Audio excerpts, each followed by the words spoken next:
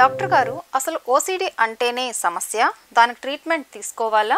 అవును, OCD mild, moderate, severe అని 3 విభాగాలుగా విభజిస్తే, మైల్డ్ అంటే ఎప్పుడైనా పేషెంట్కి తనకి తాను పనుల్లో డైలీ యాక్టివిటీస్లో కానీ తన వర్క్లో కానీ ఎప్పుడైనా ఇబ్బందులు ఎదురైతే దీనివల్ల ఆయన ఏదైనా డిస్టర్బ్ అయ్యి నిద్ర రాకపోవడం, వర్క్ దగ్గర లేట్ అయిపోవడం, ఇలాంటి ఉన్నప్పుడు వాళ్ళకి యాంగ్జైటీ పెరుగుతుంది. అప్పుడు ట్రీట్మెంట్కి వస్తారు మన దగ్గరికి. అప్పుడు మనం దాన్ని కేటగిరీస్గా డివైడ్ చేసుకొని ఓన్లీ మైల్డ్గా ఉంటే ఫస్ట్ సైకోథెరపీ ద్వారా ట్రై చేస్తాము. లైక్ రెస్పాన్సింగ్ అంటాం, డిసెన్సిటైజేషన్ అంటాం.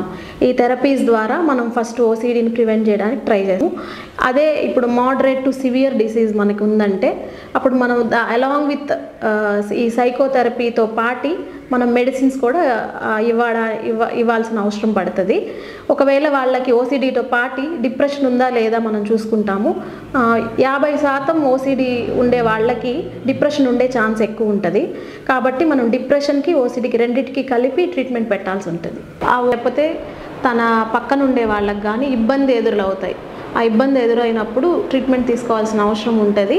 మెయిన్ క్రైటీరియా వచ్చి వాళ్ళకి డిస్ట్రెస్ ఉంటుంది, పేషెంట్కి డిస్ట్రెస్. దీనివల్ల వాళ్ళ daily life, routine life disturb అయిపోతుంటుంది, వాళ్ళ వర్క్ డిస్టర్బ్ అవుతుంటుంది, వాళ్ళ డైలీ యాక్టివిటీస్ డిస్టర్బ్ అవుతుంటాయి. దీనికి మెయిన్గా ట్రీట్మెంట్ మనం యాంటీ డిప్రెసెంట్స్ ట్రీట్మెంట్గా ఇస్తాము. మోస్ట్ ఆఫ్ ద ఓసిడి పేషెంట్లో 50% ఆఫ్ ద ఓసిడి వాళ్ళకి డిప్రెషన్ ఉండే ఛాన్స్ ఎక్కువ ఉంటుంది. ఏంటి మన లైఫ్ ఇలా ఉంది, ఎందుకు ఇలా చేస్తున్నాము, మనం వచ్చిన తర్వాత ఎవాల్యుయేట్ చేసుకొని ఓన్లీ డిప్రెషన్ ఉందా, ఓన్లీ ఈ థాట్స్ ఉన్నాయా, దాన్ని బట్టి ట్రీట్మెంట్ చేస్తాము.